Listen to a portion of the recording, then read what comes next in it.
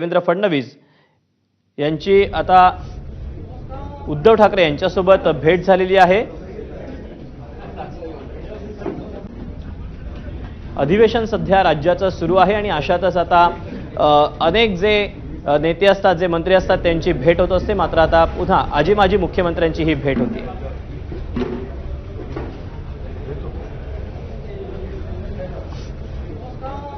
आपण याबद्दलचे अपडेट जाणून घेऊयात। वेदांत देव आपल्या सोबत आहे। वेदांत, अधिवेशनामध्ये पुन्हा एकदा हे दोन आजी माजी मुख्यमंत्री एकमेकांच्या समोर आलेले आहेत।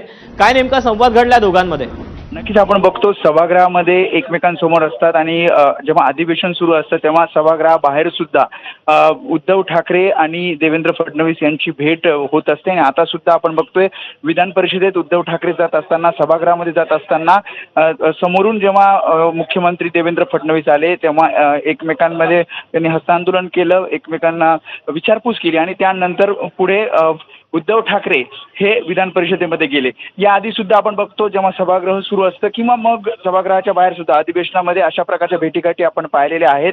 काही चर्चा होतात, काही खेळीमेळीचं वातावरण असतं। त्यामध्ये जर आपण राजकीय सभांमध्ये बघितलं तर एकमेकांना अगदी टोकाची टीका करणारे नेते अधिवेशनाच्या दरम्यान मात्र अशा प्रकारच्या भेटीगाठी आपण याआधी सुद्धा पाहिल्या। आणि आज सुद्धा विधान परिषदेत उद्धव ठाकरे जात असताना समोर मुख्यमंत्री देवेंद्र फडणवीस आले आणि हस्त आंदोलन करत पुढे दोघेही मार्गस्थ झालेले आपल्याला पाहायला मिळाले। दीपक, वेदांत, खरं तर या अगोदर देखील ज्या वेळेला अशाच पद्धतीनं मुख्यमंत्री म्हणजे आजी माजी मुख्यमंत्री जेव्हा समोरासमोर आलेले होते त्यावेळेला एकनाथ शिंदे त्यावेळेला उद्धव ठाकरेंकडे नजर न देता निघून गेलेले होते। याची बरीच चर्चा या अधिवेशनापर्यंत देखील गाजलेली होती आणि अशातच पुन्हा एकदा हे दोन्ही मुख्यमंत्री समोर, आजी माजी मुख्यमंत्री समोर आल्यानं पुन्हा एकदा एक वेगळी चर्चा होऊ शकते।